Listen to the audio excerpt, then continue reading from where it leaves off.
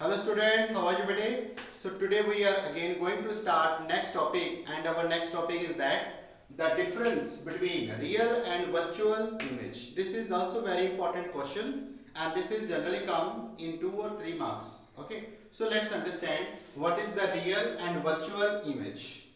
So today real image, when we stand in front of mirror, we see our picture.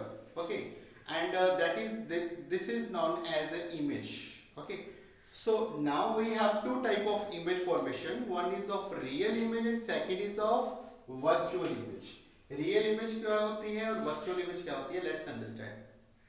When a ray of light after reflection meet at a point actually, ठीक है? After reflection, जब भी ray of light meet at a point actually, then real image is formed. Okay, so real image is formed whenever a ray of light after reflection meet at a point actually, जो real में meet करे तब हम बोलेंगे image formation कैसी हुई है, real image.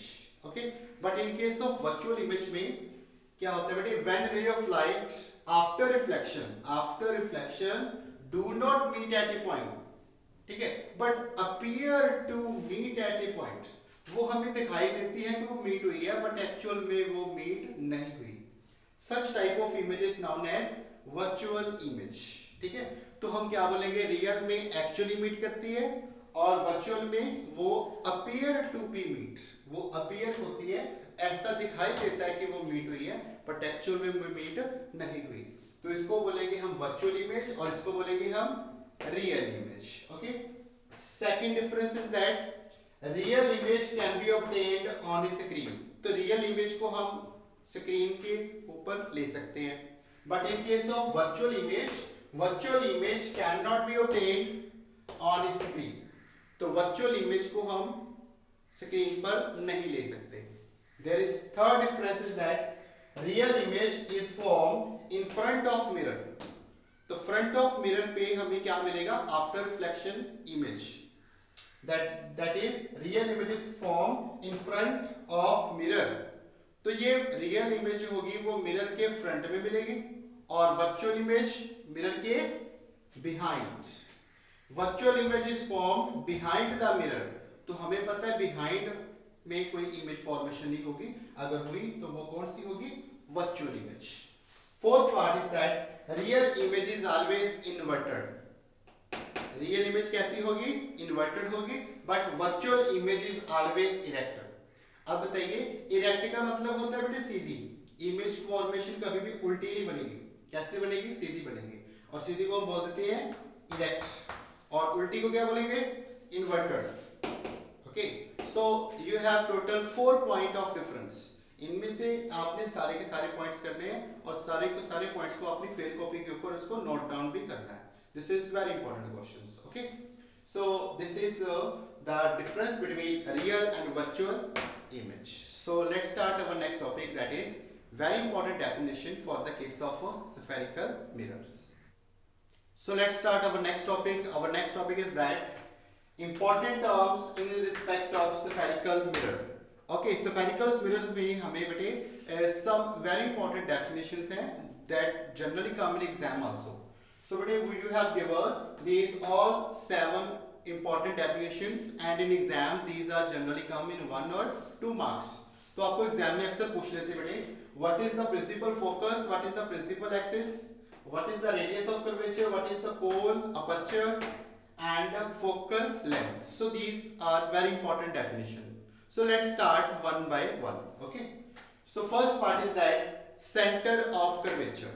Okay, तो बेटे सेंटर ऑफ कर्वेचर क्या होगा, it is the centre of होलोस्फीयर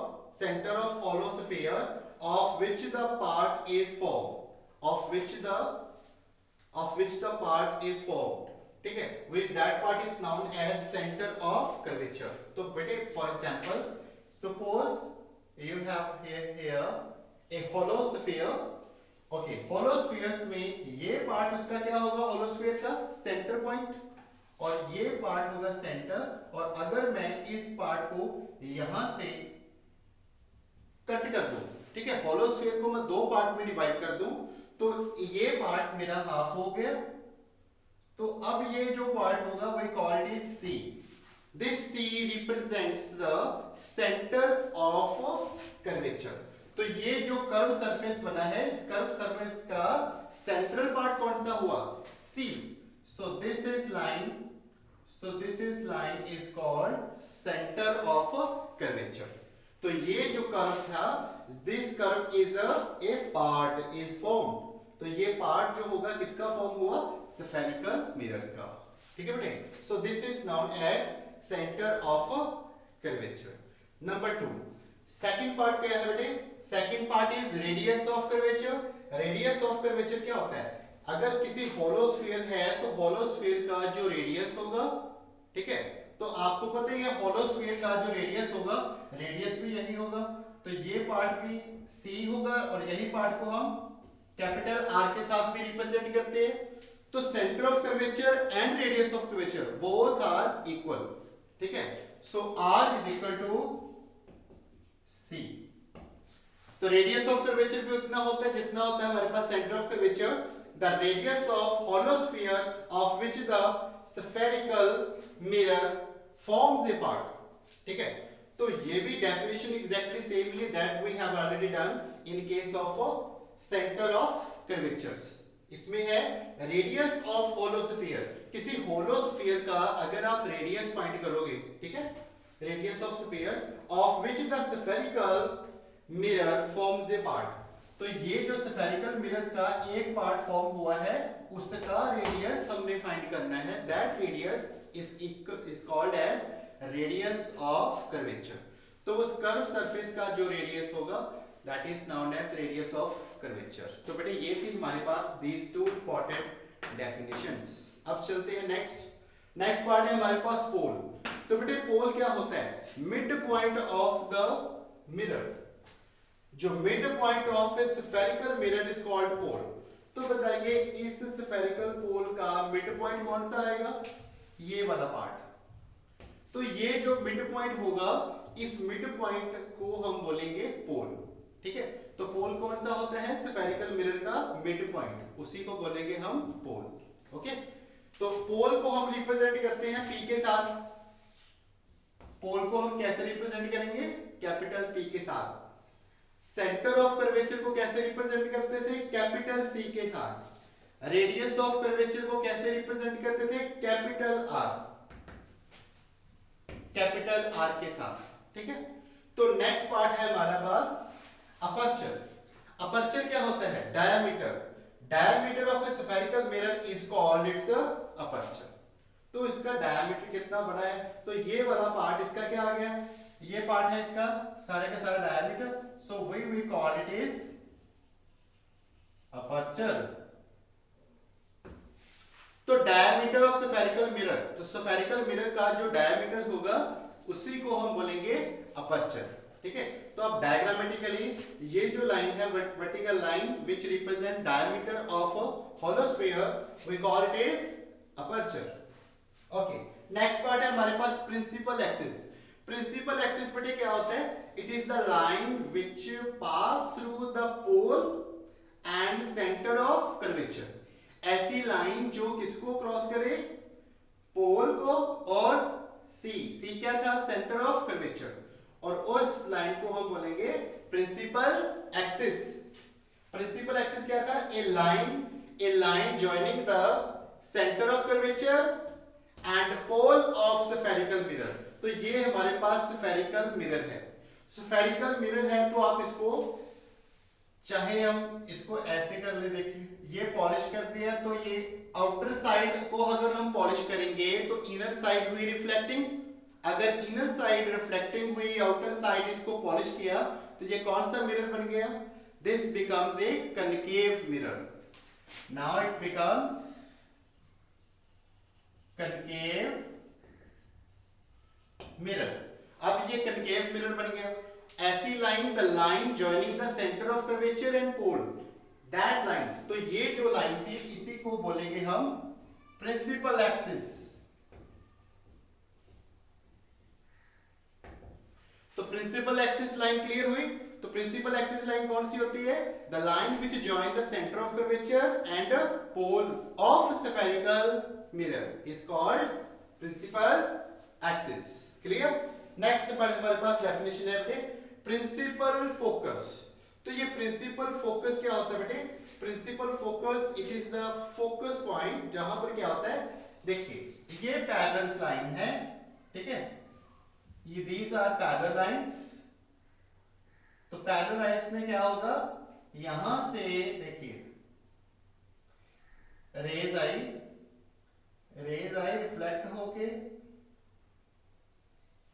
ठीक है, ये भी रेज आई और ये रिफ्लेक्ट होके यहां पे बन गया, तो ये बन गया आपका फोकस, ठीक है। अब देखिए बेटे ये होगी पैरेलल लाइंस, ये जो पैरेलल रेज हैं, ये रेज पैरेलल किसके हैं, प्रिंसिपल एक्सिस के पैरेलल रेज हैं, जो after reflection meet at a point, after reflection meet at a point, तो रिफ्लेक्शन के बाद जो पैरेलल लाइंस जहां पर मीट करेंगे उस पॉइंट को बोलेंगे हम प्रिंसिपल फोकस। तो हमारे पास दो रेज थी, दो हो चार हो, आप सिंपल फॉर्म में लिख सकते हैं बेटे, टू रेज गई, यहां से गई और इस रिफ्लेक्टिंग सरफेस से ये रिफ्लेक्ट होके इस पॉइंट पे ऊपर उसका फोकस हो गया, ओके। तो इस पॉइंट को हम बोलेंगे principal focus. Principal focus is represented by capital F, तो इसको बोलेंगे हम प्रिंसिपल फोकस, इस पॉइंट को बोलेंगे हम प्रिंसिपल फोकस, ठीक है। तो डेफिनेशन देख लीजिए, principal focus it is the point on the principal axis, ये जो पॉइंट बना कहां पे बना था, इस प्रिंसिपल एक्सिस के ऊपर, ठीक है। तो प्रिंसिपल एक्सिस के ऊपर पॉइंट बना, it is the point on the principal axis where the parallel beam of light, parallel, ये बीम ऑफ लाइट कैसी थी, parallel, meet after reflection from the spherical mirror, ठीक है। रिफ्लेक्शन जब हुई तो वो मीट एट ए पॉइंट, तो उस पॉइंट को बोलेंगे हम प्रिंसिपल फोकस। तो इसको कैसे रिप्रेजेंट करते हैं, कैपिटल एफ के साथ। चलिए नेक्स्ट पार्ट है हमारे पास फोकल लेंथ। बेटे फोकल लेंथ हमारे पास क्या होता है, the distance between pole and principal focus. देखिए ये जो डिस्टेंस होगा पोल और फोकस के बिटवीन का, ये जो डिस्टेंस होगा वही called is F. Capital F principal focus और पोल के बीच का जो डिस्टेंस होगा उसी को हम बोलेंगे स्मॉल एफ के साथ रिप्रेजेंट करेंगे, and we call it is principal, उसी कॉल्ड सिंपल फोकल लेंथ बोल देते हैं, इसको क्या बोलते हैं, फोकल लेंथ। कैपिटल एफ को क्या बोलते थे, प्रिंसिपल फोकस, स्मॉल एफ को फोकल लेंथ। क्लियर? तो ये थे हमारे पास, वे represents focal length small F के साथ, ठीक है।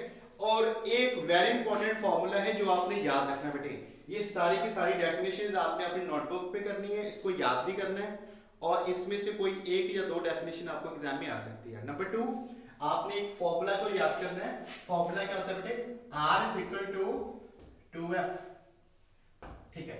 तो R is equal to 2F, R क्या था, radius of curvature, which is equal to double of focal length, double of focal length. ये फार्मूला आपने याद रखना बेटे, इसको हम इसी के बेस के ऊपर हम न्यूमेरिकल्स करेंगे नेक्स्ट वाले वीडियो लेक्चर्स में, तो आपको ये वाला फार्मूला याद रखना होगा, ठीक है। Radius of curvature is equal to 2 times of focal length, 2 times of focal length. और इसी फार्मूले से अगर मैंने फोकल लेंथ निकालनी हो तो उसमें क्या फार्मूला बन जाएगा, फिर वो फार्मूला बन जाएगा बेटे F is equal to R/2, ठीक है। तो आपको रेडियस ऑफ कर्वेचर गिवन होगा और आपने क्या निकालनी है, फोकल लेंथ। और अगर फोकल लेंथ गिवन हो और मेरा क्वेश्चन है find the radius of curvature, तभी आप इन दोनों फॉर्मूलेस को यूज कर सकते हो। तो बेटे एक्चुअल में फॉर्मूला नंबर 1 एक ही है, तो उसी को हमने उसकी वैल्यू को आगे पीछे किया हुआ है। Clear? So you have to do this all topic for today lectures. For next topic we will make another videos. Till then, thank you.